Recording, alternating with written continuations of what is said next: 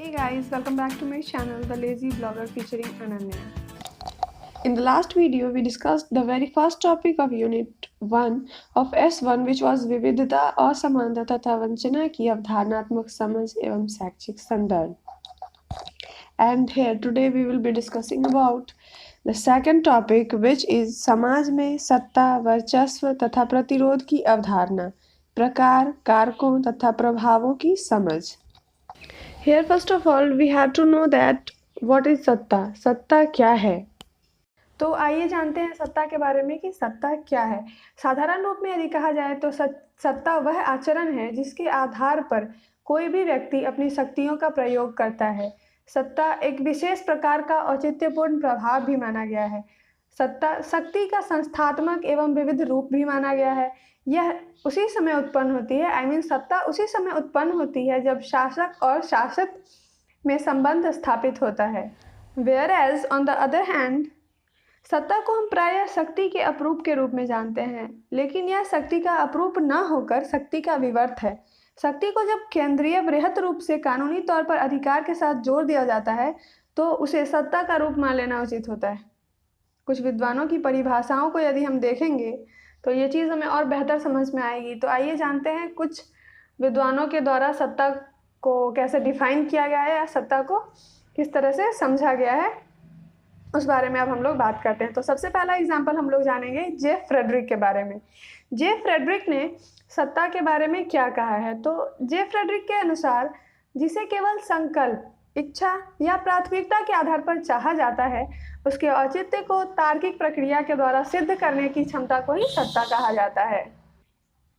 अब सेकंड हम लोग जानेंगे रोवे के अनुसार. तो रोवे के अनुसार सत्ता व्यक्ति या व्यक्ति समूह के राजनीतिक निश्चयों के निर्माण तथा राजनीतिक व्यवहारों को प्रभावित करने का अधिकार है. सत्ता क्या है? किसी व्यक्ति या व्यक्ति के समूह के राजनीतिक निश्चयों के निर्माण तथा राजनीतिक व्यवहारों को प्रभावित करने का अधिकार है. अब हम लोग जानेंगे पेटरसन ने क्या कहा है सत्ता के बारे में. तो पेटरसन के अनुसार सत्ता आदेश देने व उसके पालन करने की आज्ञा का अधिकार है. और डेनिस का कहना है सत्ता निर्णय लेने एवं आदेश देने का अधिकार है. तो ये कुछ विद्वानों के द्वारा सत्ता के बारे में जो बातें बताई गई हैं कि सत्ता क्या है, तो इस चीज़ से सत्ता के बारे में और भी क्लियरेंस हमारे माइंड में बनता है कि सत्ता आखिर है क्या. तो आइए अब हम लोग जानते हैं सत्ता के प्रकार क्या क्या हैं.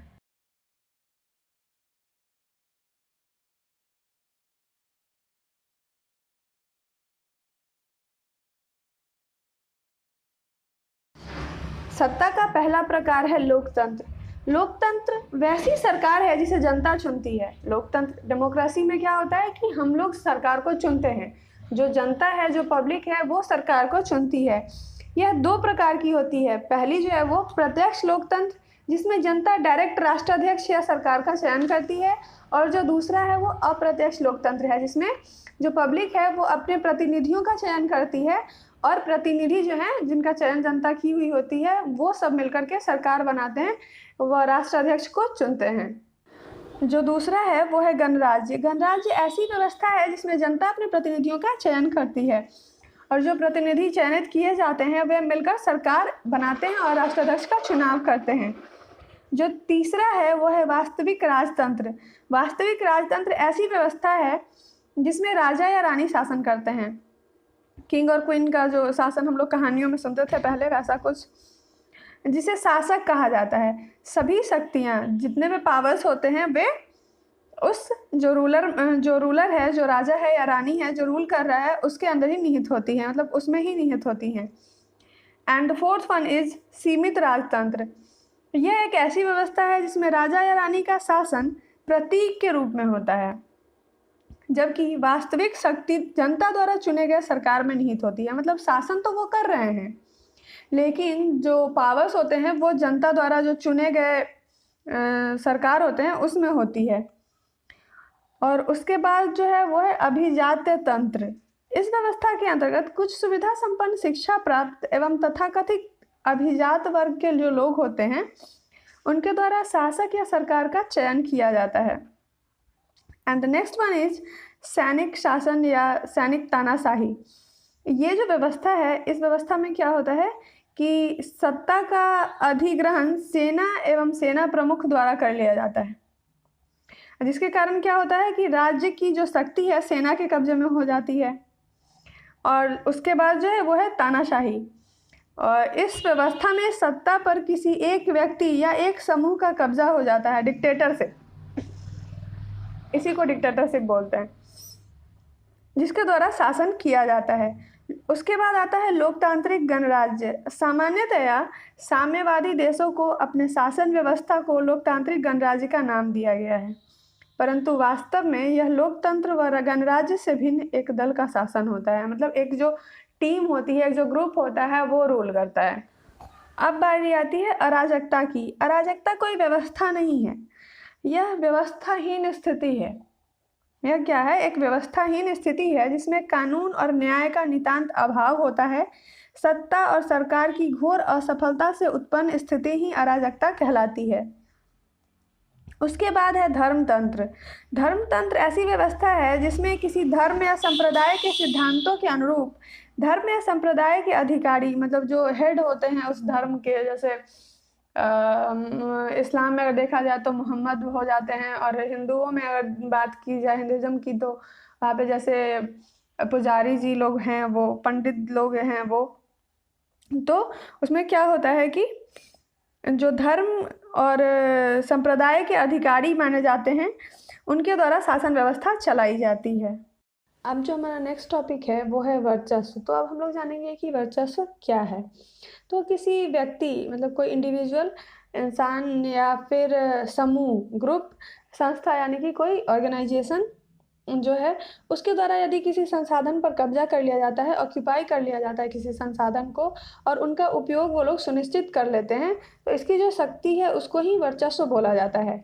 लेकिन एक परिस्थिति यह भी आ सकती है कि जो विभिन्न शक्ति केंद्रों के बीच वर्चस्व का अगर संघर्ष बढ़ने लगे, तो इस परिस्थिति में क्या होता है कि ऐसे में केंद्रीय अधिकार और जो नियम की आवश्यकता होगी, तो सभी पर नियंत्रण कर सकेंगे।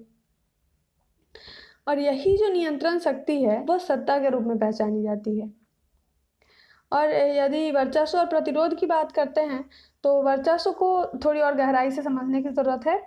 जो व्यक्ति के अंदर भिन्नता के रूप में कोई ना कोई शक्ति निहित होती ही है, और यही शक्ति जब अंतर्मुखी हृदय से बाहरी प्रवेश में प्रकट होने लगती है, जैसे कोई अंदर की शक्ति है वो बाहर के ये परिवेश में प्रकट होकर के संसाधनों आदि का प्रयोग करने में सुनिश्चित रूप से सक्षम होने लगती है, तो इसे ही वर्चस्व कहा जाने लगता है। जैसे हमारे अंदर पावर है कि हम किसी चीज़ पे अपना कब्जा कर सकते हैं, लेकिन कर नहीं रहे हैं, तब तक वो हमारा वर्चस्व नहीं है, क्योंकि वो पावर हमारे अंदर है। और जैसे ही वो पावर बाहर आती है और हम किसी चीज़ पर, जो हमारे अंदर शक्ति है कब्जा करने की, तो हम कब्जा करते हैं उस चीज़ पे, उस चीज़ को ऑक्यूपाई करते हैं और अपना नियंत्रण हम उस पर रखते हैं कि वो चीज़ हमारे इशारे से ही चलेगी, तो कहा जाएगा वहाँ पर कि उस पर हमारा वर्चस्व है। क्लियर है? और अब जो हमारा नेक्स्ट टॉपिक है वो है प्रतिरोध। प्रतिरोध का सीधा साधा अगर अर्थ समझा जाए तो विरोध इसको कहा जाएगा। ये जो विरोध है वो किसी से भी हो सकती है, जैसे अपने आप से भी हो सकती है, या अपने से अधिक ताकतवर कोई है उससे हो सकती है, समाज से हो सकती है, धर्म से हो सकती है, जाति से हो सकती है, या किसी भी अन्य से भी हो सकती है। इसका मतलब ये है कि जब जो हम लोगों ने ऊपर डिस्कस किया वैसे संगठनों से असहमति हो, मतलब तालमेल नहीं बनता है, तो वहाँ पर विरोध होगा ही। निश्चित है कि वहाँ पे थोड़ा सा विरोध का भाव उत्पन्न होगा, या उसके प्रति प्रतिरोध होगा। दोनों बात सेम है। अगर हम कहते हैं विरोध होगा, तो भी वो प्रतिरोध ही वहाँ पे डिनोट हो रहा है, क्योंकि विरोध और प्रतिरोध सेम ही चीज़ है। अतः यह भी स्पष्ट होता है कि प्रतिरोध असंगत, अन्यायिक, अनैतिक एवं असंवैधानिक के विरुद्ध ही होगा। लेकिन यह ज़रूरी नहीं है कि हर जगह ऐसा ही हो। अर्थात प्रतिरोध जो है वो न्याय और संगत के विरुद्ध भी हो सकता है, लेकिन ऐसा प्रतिरोध सकारात्मक कम और नकारात्मक ज़्यादा होता है, क्योंकि लोकतंत्र या कोई भी व्यवस्था में उस व्यवस्था के साथ और विचारधारा के साथ 100% सहमति होना या ना होना संभव नहीं है। लोकतांत्रिक व्यवस्था के अंतर्गत सत्ता का मूल आधार क्या है? सत्ता का जो मूल आधार है वो है वर्चस्व, जो कि सैद्धांतिक रूप से जनता में ही निहित रहती है। और इस शक्ति का वास्तविक उपयोग सत्ता यानी कि जो सरकार है उसके द्वारा किया जाता है। लोकतांत्रिक व्यवस्था में इस सत्ता का उपयोग लोक कल्याण, नागरिक उत्थान, संसाधनों के समुचित वितरण और सामान्य जीवन स्तर को ऊंचा बनाने के लिए किया जाता है। लेकिन जब सत्ता लोक कल्याण के कार्यक्रमों से विमुख हो जाती है, यानी कि जो उसको करना है वो नहीं करके वर्चस्ववादी ताकतों को पुष्ट करने में लग जाती है, तब क्या होता है कि एक बड़े वर्ग तक जो मूलभूत संसाधनों की पहुंच है वो प्रमुख उद्देश्य नहीं रह जाता है। और ऐसे में क्या होता है कि सुविधाओं से जो लोग वंचित रह जाते हैं, जो समूह वंचित रह जाता है, उसके अंदर क्या होता है, प्रतिरोध की क्षमता जन्म ले लेती है। एक एग्जाम्पल के तौर पर समझ सकते हैं कि कोई चीज़ तय की हुई है कि ये आपको ही मिलना है, लेकिन आपको ना मिल के आपके भाई या बहन को दे दी जाती है। भाई या बहन को छोड़िए, अगर किसी पड़ोसी को दे दी जाती है, तो वैसे में क्या होगा, धीरे धीरे आपके अंदर एक प्रतिरोध की भावना उत्पन्न होगी कि ये तो मेरा है, ये मिल किसी और को रहा है। तो यही यहाँ पे समझने की बात है कि जो प्रतिरोध है वो सुविधाओं से वंचित रह जाने पर, या फिर जो अपना हक है उससे वंचित रह जाने पर और किसी और को मिलता है, उसको मिलते हुए देखकर अंदर ही अंदर जन्म लेने लगती है। और प्रतिरोध के बहुत सारे कारण हो सकते हैं, जैसे कि संसाधनों का असमान वितरण, बिना लोक इच्छा के संसाधनों पर एकाधिकार हो जाना, सामाजिक विषमता का होना, सामान्य लोगों का शोषण किया जाना, निम्न जीवन स्तर का होना, आर्थिक आधार पर समाज में बढ़ती खाई इत्यादि का होना। मतलब इसके साइड इफ़ेक्ट्स भी बहुत सारे होते हैं। जैसे इससे क्या होता है कि फ्रिक्शन होता है समाज में ही, या फिर जैसे देखते हैं कभी कभी लोग पूरा रैली निकाल देते हैं और विरोध में नारेबाजी करते हैं, कहीं कहीं आग भी लगा देते हैं। मतलब बहुत सारा स्टेप लोग लेते हैं। ये सब क्या है, प्रतिरोध का ही एक रूप है। तो इसी के साथ हमारा जो ये टॉपिक है ये आज ख़त्म होता है। So if you have any doubt from the topic let me know through comments. और इस यूनिट के ख़त्म होने के बाद, मतलब एक और टॉपिक जो बचा हुआ है उसके ख़त्म होने के बाद, मैं डेफिनेटली कोशिश करूँगी कि आपके जो भी डाउट्स हैं उसको एक अलग से वीडियो बना करके सॉल्व किया जाए। और अगर मेरे से पॉसिबल नहीं हो पाया और मैं भी उस चीज़ को अगर नहीं समझ पा रही हूँ, तो मैं पूरी कोशिश करूँगी कि मैं अपने कॉलेज के व्याख्याताओं से बात करके उस टॉपिक को पहले खुद से समझूँ, फिर आप लोगों को भी बताने का प्रयास करूँ।